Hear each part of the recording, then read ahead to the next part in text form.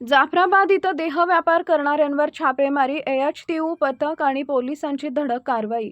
जालना जिल्ह्यातील जाफराबाद शहरातील जिल्हा परिषद शाळेजवळ पत्र्याच्या शेडमध्ये सुरू असलेल्या देहव्यापारावर अनैतिक मानवी वाहतूक प्रतिबंधक कक्ष जालना आणि जाफराबाद पोलिसांनी संयुक्तपणे धाड टाकून मोठी कारवाई केली आहे।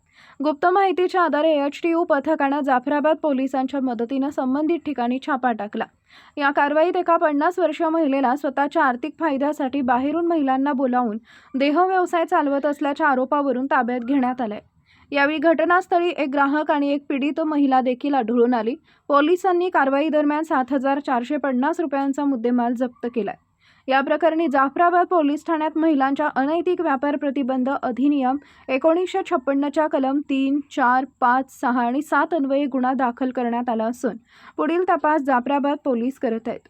ही कारवाई पोलीस अधीक्षक तेगबीर सिंह संधू, अपर पोलीस अधीक्षक विक्रम साळी आणि उपविभागीय पोलीस अधिकारी डॉक्टर नितीन कडतेकर यांच्या मार्गदर्शनाखाली एचटीयू जालना व जाफराबाद पोलिसांच्या पथकाने पार पाडली।